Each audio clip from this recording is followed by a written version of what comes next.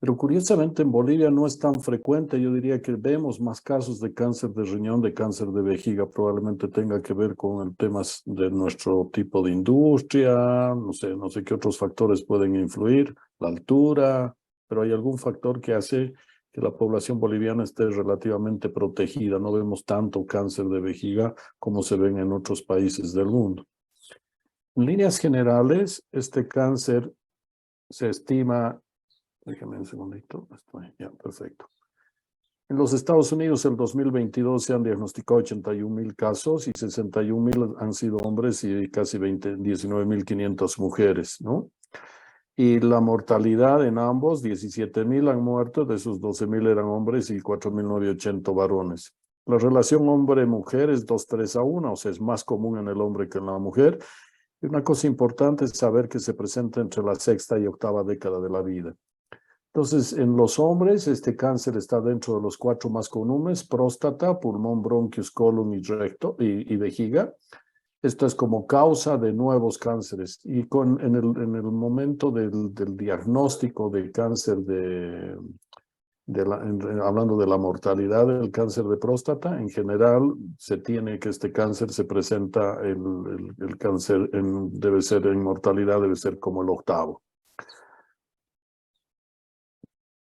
En el mundo se estima que han habido 573,000 casos de cáncer de próstata y la gran mayoría de estos están en Asia y en Europa. La mortalidad también está en esa proporción y la mortalidad también en estos dos continentes es mayor que en el resto. Aquí está Norteamérica, probablemente Latinoamérica y el Caribe tenemos esto. Si sumamos, tenemos una posición intermedia, ¿no? En Bolivia se estima que la incidencia en los varones es de más o menos 4 a 7,9 por 100,000 habitantes. Y, a ver, déjenme que entren estos dos alumnos.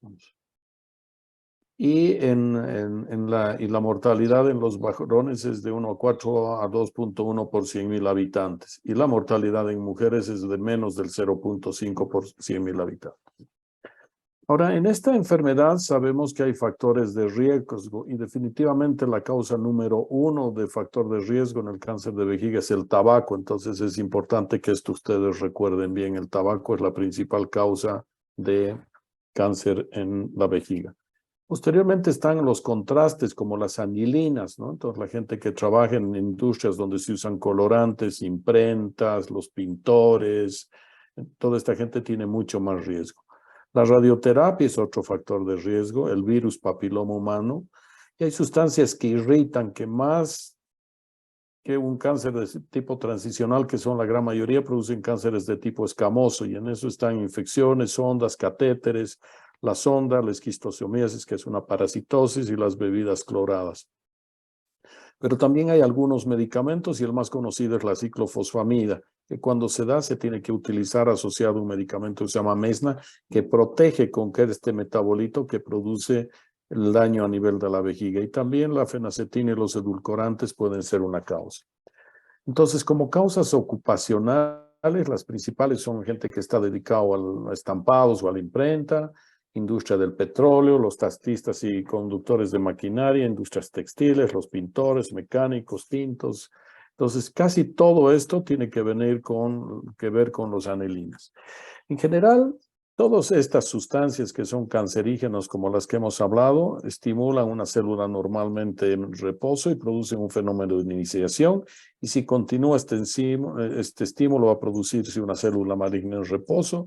Y si mantienen estos fenómenos de promoción, va a aparecer un tumor en vejiga. En general son tumores que demoran años en aparecer. En general es por eso que se presentan en la sexta y octava década de la vida. Pero también se pueden presentar tumores de tipo transicional en gente joven. Yo particularmente he tenido un paciente muy niño de 4 años con un tumor transicional, que era un tumor transicional, y después he visto a otra mujer de probablemente de unos 15, 16 años y otra de unos 23. Esta de 15, 16 años venía con su hermana que debió tener unos 26 y ella siempre comentaba, ella comentaba y me decía: lo que pasa, doctor, cuando éramos niños, mi hermana siempre andaba comiendo betún, la pillábamos con la boca manchada y era porque comía. Entonces ahí uno podía encontrar la asociación entre estos contrastes y la aparición de estos tumores dentro de la vía urinaria. Y la gran mayoría de estos son tumores de células transicionales. Un 0% de los pacientes tienen una variedad de tumores que son escamosos y, como les decía más, esto está con fenómenos que irritan la vejiga. Los adenocarcinomas, que se encuentran más frecuentemente a nivel del fondo de la vejiga, a nivel del uraco y también cerca de la próstata, y que pueden ser prolongaciones de esto. Y los sarcomas, que son mucho más infrecuentes, que una frecuencia de menos del 1%. Los tumores, los carcinomas de la vejiga también tienen grados de diferenciación. Ayer hablábamos del Gleason en el cáncer de próstata, aquí hablamos de bajo grado, que son tumores bien diferenciados, a moderadamente diferenciados, y estos tumores son en general de mejor pronóstico, tienen menor posibilidad de recurrir y menor posibilidad de progresar o de penetrar hacia la pared vesical. Entonces, los tumores de alto grado en general son tumores más agresivos, más indiferenciados y con mayor tendencia a recurrir o progresar, como vamos a ver. ¿Cuál es el cuadro clínico del cáncer de vejiga? Definitivamente el signo más importante que tienen los pacientes es hematuria, vale decir, orinan con sangre.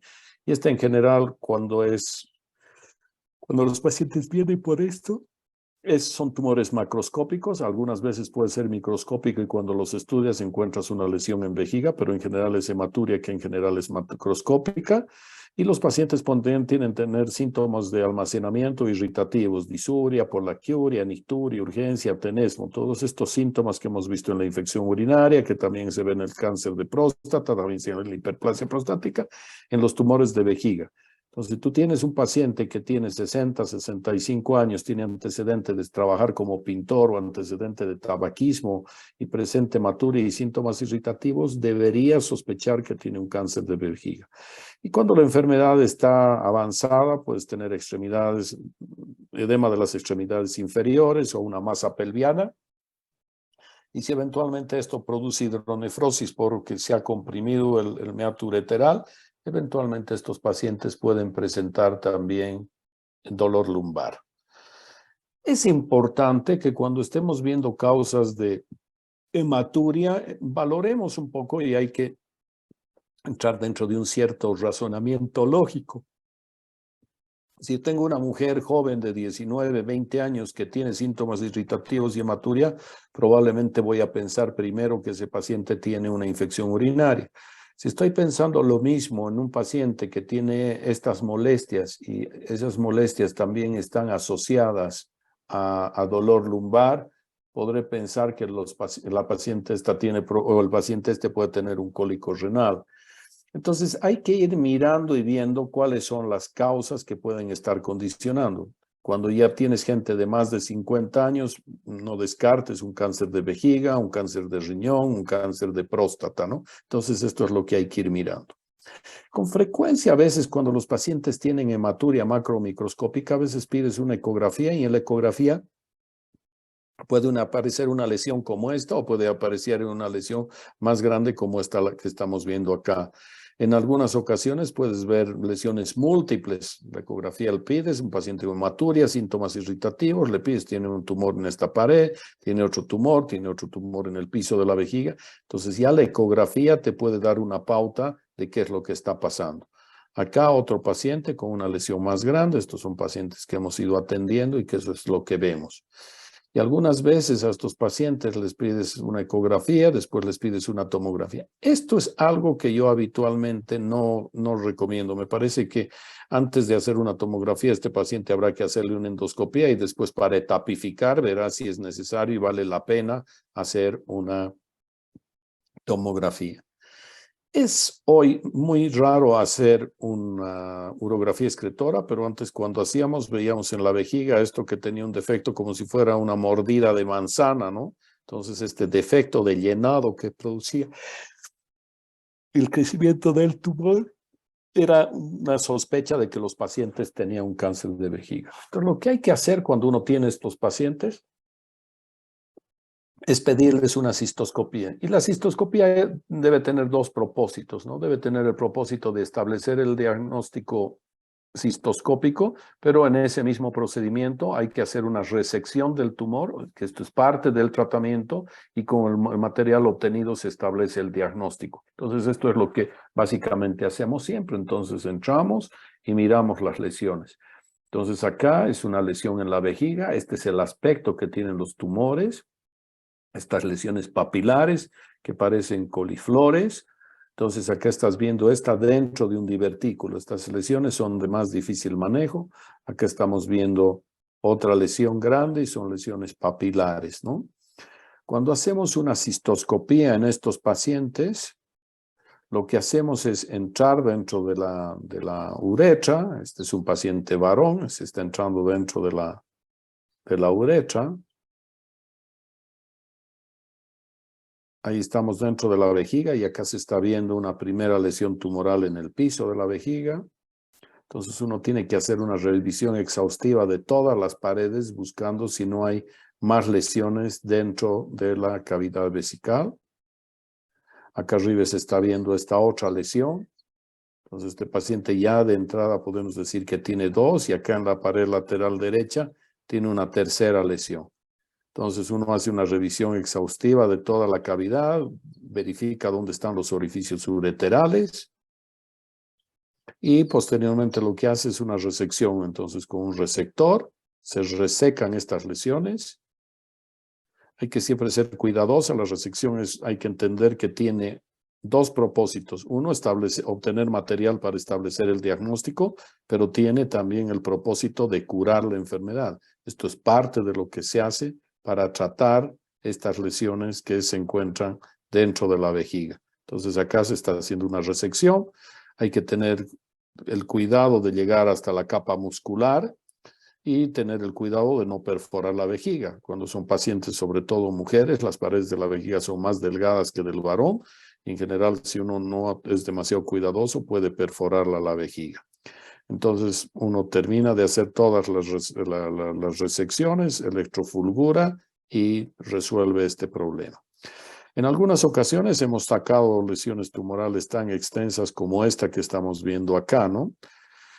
Y siempre que hacemos una resección tienes que tener un margen de, ojalá idealmente unos 2 centímetros, por lo menos 1 centímetro alrededor de la lesión. A veces el meato ureteral está ahí metido, entonces tratamos de no lesionar, pero esto es lo que vemos con frecuencia y esto es lo que tenemos que hacer.